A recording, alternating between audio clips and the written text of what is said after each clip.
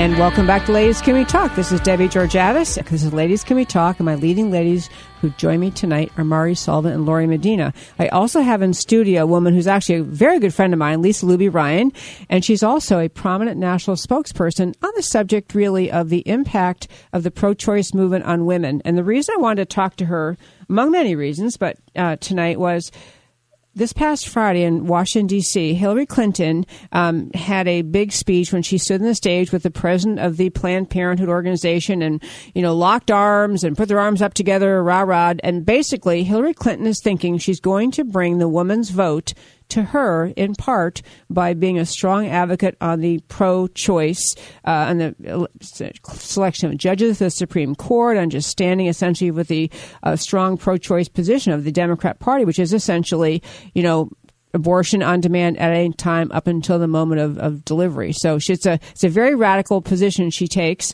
And Lisa Luby Ryan is just an amazing speaker on this subject. Every time we talk about it, I learn new things from her. So, Lisa, first of all, welcome to the studio. Thank you, Debbie. What a pleasure to be here. Glad you're here. And I'd love to just go ahead and launch. Tell us why it is you and what it is you argue about the pro-choice movement not being really as helpful to women as Hillary tries to claim. Debbie, it's interesting because Hillary and the far left, or the left in general, want women to believe that they're standing up for them and that they are going to protect them, and this is their right to choose. It's their body and their right, and it's their decision. Well, you know what? It isn't a right. It's a choice these women make. And most of the women that make these choices regret these choices. The left and Hillary and all of that, by saying it's okay, abortion is legal, it won't hurt you, it's immediate gratification, it will solve all your problems that you've got yourself into, they never tell you the consequence of that choice. They will never tell you that your life is changed forever. They will never tell you when you make that choice that you will see the world through broken glasses.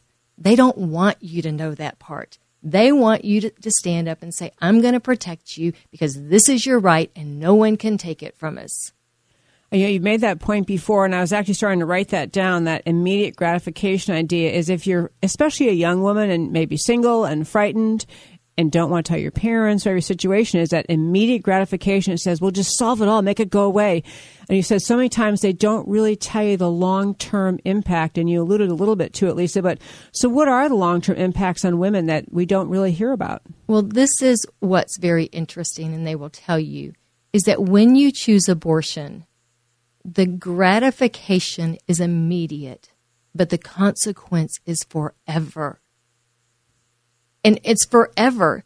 You will, like I said earlier, you'll see the world through broken glasses. You can no longer have relationships.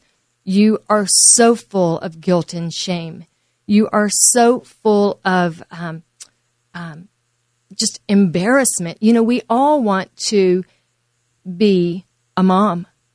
Every woman in this world has asked for a particular baby doll. We all, through our life, have wanted a doll. We are born to nurture. And when we all dream of being a mom, most of us dream of, a lot of us of being a mom like we had. A lot of us dreamed about being a different kind of mom. A better mom, maybe. A better mom. That's right. That's right. But when you find yourself in a situation, 50% of pregnancies in America are unwanted pregnancies. That's a staggering number. Staggering number. Staggering. And when you find yourself in that situation, the world will tell you, go have an abortion. 35% of the women in America have an abortion because a child would be in their way to progress professionally. They can't afford it, or they don't want the responsibility of it. But what they don't tell you, like I said, that gratification is immediate, but their life is ruined forever. But when they choose to have that child, whether they ever intended to be in this situation or not, the consequences are now, okay, so I can't afford it, and I'm not going to be able to go buy the best shoes that I've been used to doing, or go to college tomorrow. Drop out of college, or I'm going to be embarrassed when I show up at high school. But the consequences are eternal. That child will bring a family together. That child will give a mother purpose that she never had. And that's what is staggering to me, is that most people don't understand that. You know, I've done a lot of research and talked to many women, and Alveda King and Leslie Unruh and different people across the country. There's not a hard number, but the estimate is that 75 to 80% of women in American prisons are as a result of abortion. In American prisons? Prisons. And you're not saying, I mean, it's not the abortion that got them there, but it messed up their life and caused the behavior that got them there. It is the guilt and shame of that abortion that turns them to drugs, which therefore turns them to prostitution, to stealing, to, domestic abuse, child abuse, whatever. But it all comes back to that separation, sin, separation from God, that causes us to do things that we would not do otherwise. Yeah, we've talked about this issue many times. Lisa and I have, and there's two paths I want to go on. We have 4 minutes here. One is that this issue is not going to be solved. We have the Roe versus Wade decision, and that's what it is, and who knows that'll ever be overturned. So we really can't have politicians solve the abortion. And I think of it as a crisis. The number of abortions in America is simply staggering. So the abortion crisis is overwhelming. Politicians can't solve it. It's got to be people solving it. People, Debbie, have to solve it. And it's amazing because the tide has turned on that. Since President Obama was elected, more people are pro-choice, while people who were, more people are pro-life, than pro-choice. And the tide has turned. But what we can have, I feel this is a moral church issues. But the church has thrown it to the government for the government to solve it because they don't want to deal with it in their churches.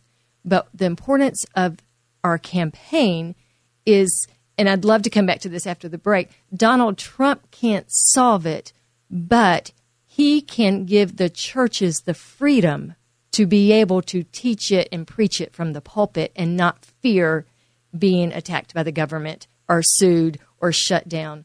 Or lose their IRS. Or lose their IRS status or whatever.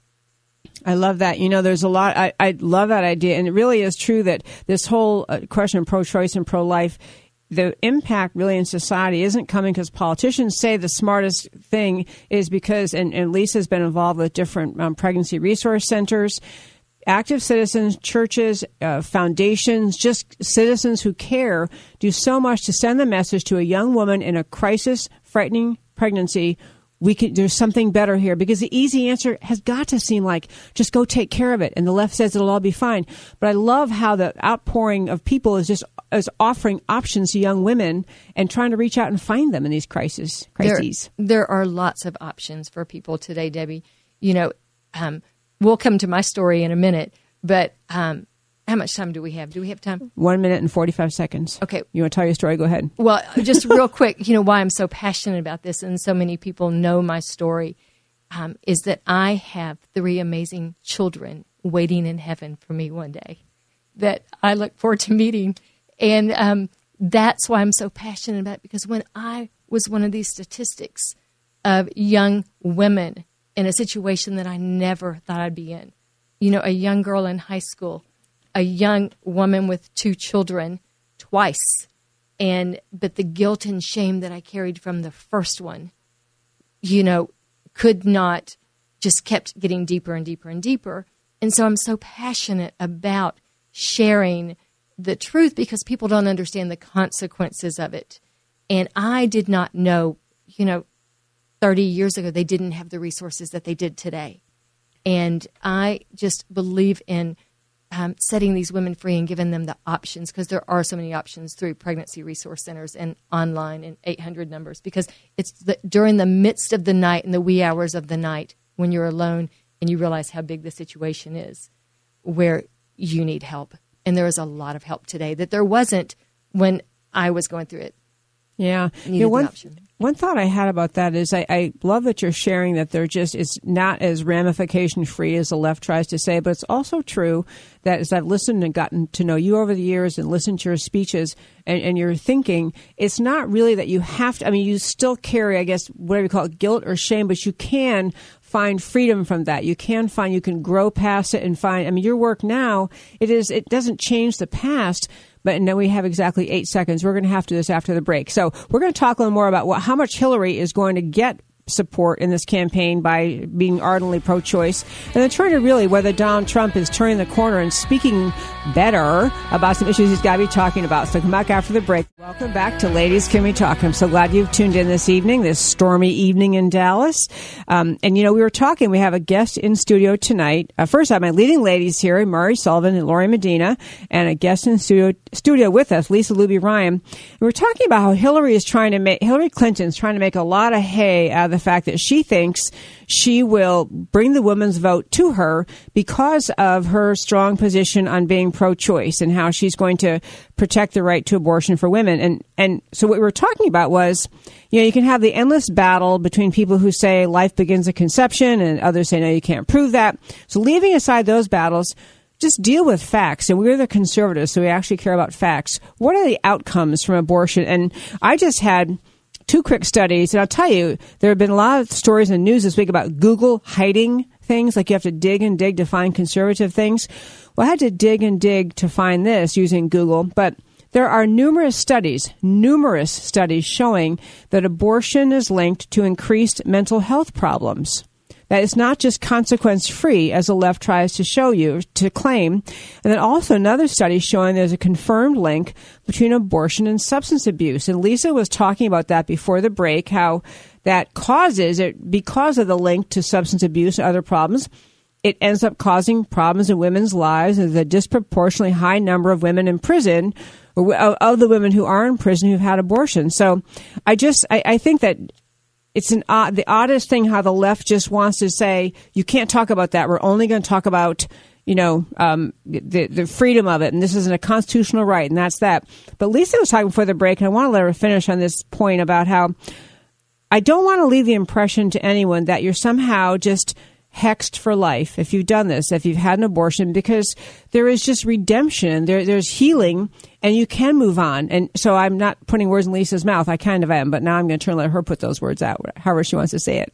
Well, as, post-abortive woman, you have to find, because the anxiety, the panic, I went through a divorce as a result of it. As a matter of fact, I'll tell you a quick story. When I was running for office a few years ago, Debbie, we talked about that. And here it is. My story went on I Am Second, and we tried not to get it on I Am Second because I was running for office, and we were going to pull it off the air once we knew it was on the air. And a woman called me the next day, and turned out that it was a past client of mine. And I didn't recognize the number, and she called, and she goes, "Oh my gosh, Lisa, I had no idea." She said, "Last night, 2:00 during the morning, I was so deep and so depressed." She goes, "You do not know that my husband and my 3 children have left me." She said, "I was crazy. I couldn't do life. I couldn't exist." This is a very prominent woman whose husband was a pro athlete and so forth. She said, "At 2:00 in the morning, I saw your testimony on I Am Second. And I saw that God's grace and redemption and mercy and forgiveness that you had chosen to receive, that through that," she said, "I realized why I was crazy." She said, "No one ever knew about my abortion, not even my husband." She said, "I realized that was the root of my problem." And she said, "I called my husband at 2:30 in the morning and said, 'Can I come back home? I know why we're separated.'" And she's come to know the Lord. She is not the same person she is today.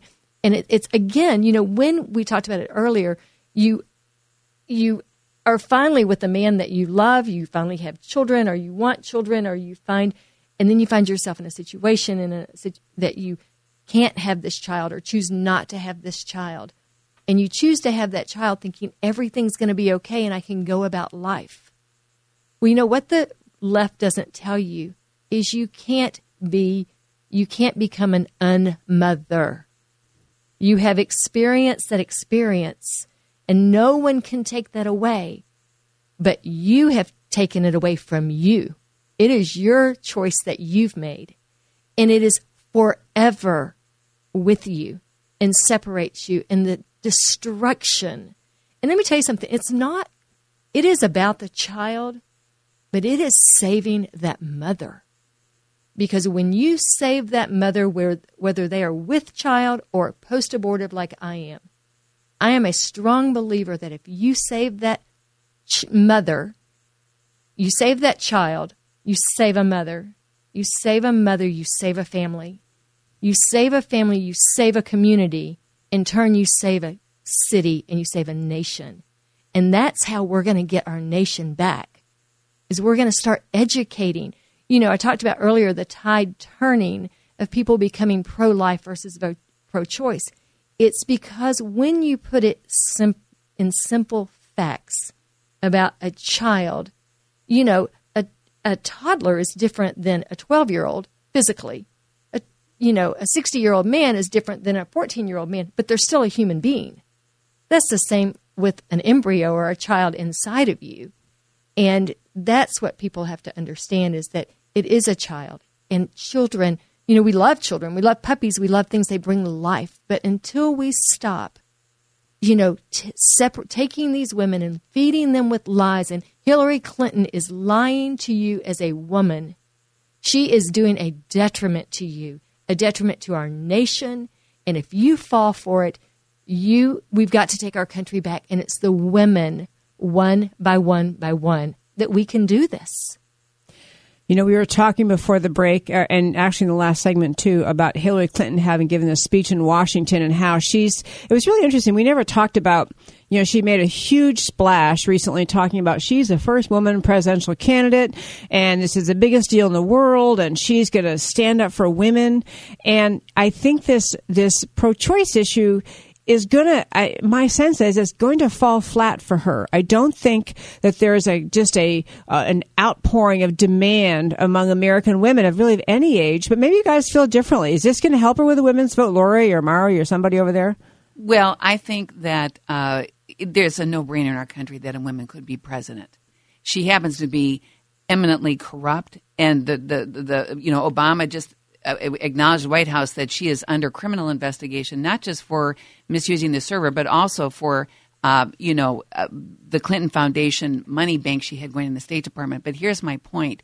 If she really cared about women, she would let Planned Parenthood have these young women have a sonogram.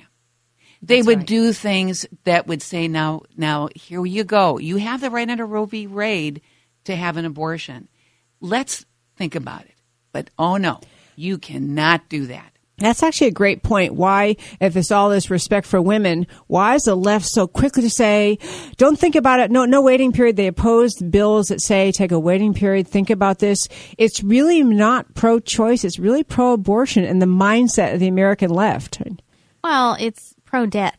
I mean, there you go. That's really what it is. It's pro-death. And I guess what I can't wrap my head around and don't understand how so many minorities automatically vote Democrat no matter what, because that's what they're told, and that's what they're told their fathers or grandfathers or grandmothers, whatever, what they did. And, and here I feel like the abortion community directly attacks the minority community. And I feel like it's the minority community that's being attacked, and they're the ones that are being targeted, killing their babies. And to me, this is a direct connection to Margaret Sanger, the founder of Planned Parenthood. But the question is, sorry, it's a long question. The question is, why do the minorities, why do they believe it? Why do they think it's okay? Why do they listen to the Democrats? That's my question for you. That's a great question. And you know what? I don't know why. But I do know this, that Planned Parenthood has set up more than 80% of their facilities in minority neighborhoods. Black women account for 37% of the abortions. And yet they are probably the most nurturing, loving, family-oriented Their culture that we know. Right. And that's what's, hard for me to wrap my brain around. And I have to tell you, it keeps them stuck. It keeps them, from moving forward. From progressing. We have about 30 seconds left here. We have Lisa Luby Ryan in studio tonight with us, along with my leading ladies, Lori Medina and Mari Sullivan. We've been talking about the pro-choice movement, and I'm really glad we're having this discussion because we hear a lot from, especially, even it seems like women on the conservative side, don't talk about the social issues. Just talk taxes. Just talk immigration. Just talk. And these are the heart and soul issues that keep you awake at night. And Lori mentioned, and I want to say, Margaret Sanger, the founder of Planned Parenthood, acknowledged the reason she founded it was because she wanted to be sure to kill as many minority babies as possible. She wanted to stop the growth of the black community in America. This is your Planned Parenthood. And Margaret Sanger is someone who Hillary Clinton has praised. Hey, after the break...